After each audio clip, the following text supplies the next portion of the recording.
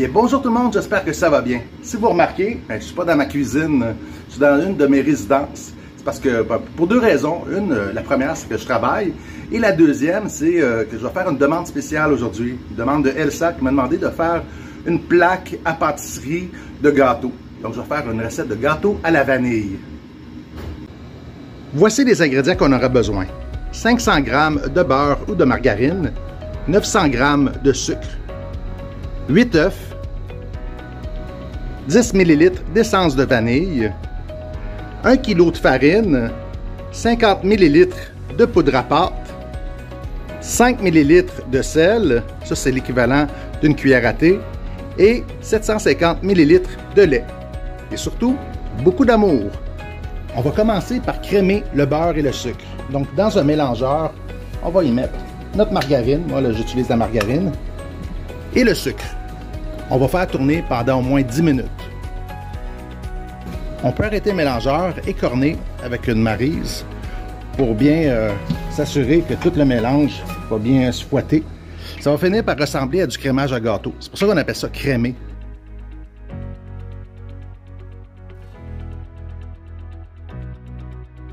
On va ensuite mélanger les ingrédients secs, la poudre à pâte et le sel.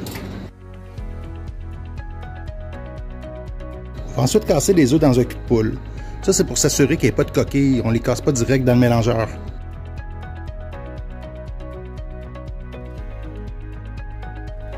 Les petits trucs, quand il y a une petite coquille, on prend la demi-coquille et vous allez voir, on récupère notre bout de coquille très facilement. Quand c'est bien crémé, on peut rajouter la vanille.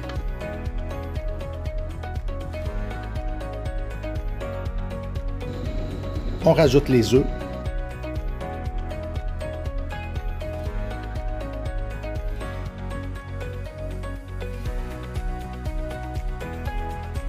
On va ajouter un petit peu de farine, la moitié.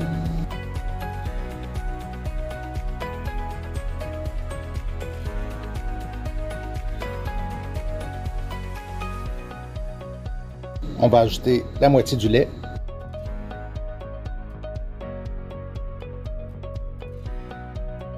On ajoute le reste de la farine.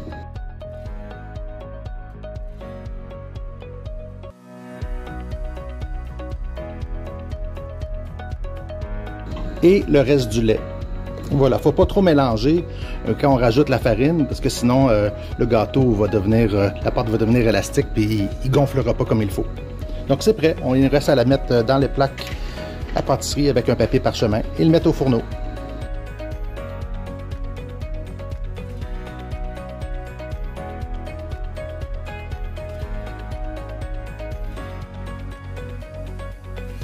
On mélange quand même un petit peu avec une maryse pour bien racler.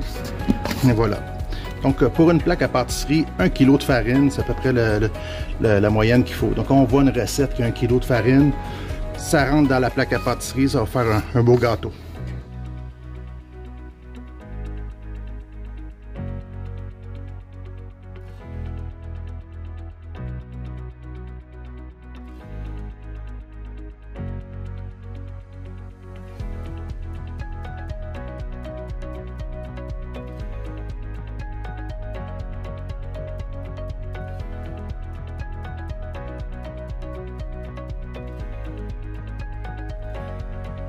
On le met à cuire au four à 350 degrés Fahrenheit, ça c'est 175 degrés Celsius, pendant 25 à 30 minutes. On le sort du four et on va laisser refroidir pendant une dizaine de minutes. Avec une grande plaque à pâtisserie, on peut faire jusqu'à 70 portions de gâteau. Donc on va le couper 10 par 7.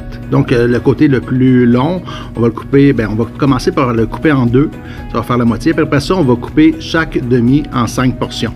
Donc on commence à couper une portion, et après ça, regardez, on va couper le morceau qui reste en deux, et chaque morceau qui reste en deux, et ça devrait faire des portions à peu près semblables. On peut couper le contour aussi pour que le gâteau se démoule bien. Et c'est certain qu'on va couper l'autre demi du gâteau, l'autre moitié, la même chose en 5. Pour ce qui est de couper en 7, donc on se fait une portion. Et après ça, un peu comme on a fait tantôt pour les 5, donc on fait une portion.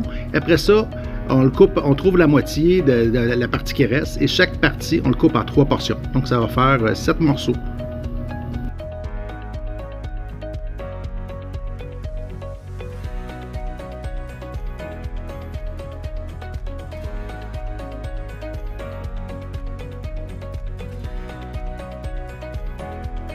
Et ça, c'est super bon, servi avec une petite sauce au caramel.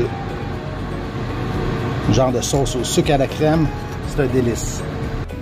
Vous voulez faire un gâteau au chocolat? Bien, avec cette recette-là, c'est facile. On enlève 200 g de farine et on rajoute 200 g de cacao. On peut aussi faire d'autres sortes de variantes, comme remplacer le lait par du jus d'orange et rajouter aussi des zestes d'orange dans le gâteau. On va faire un gâteau à l'orange. On pourrait faire la même chose au citron avec du jus de citron.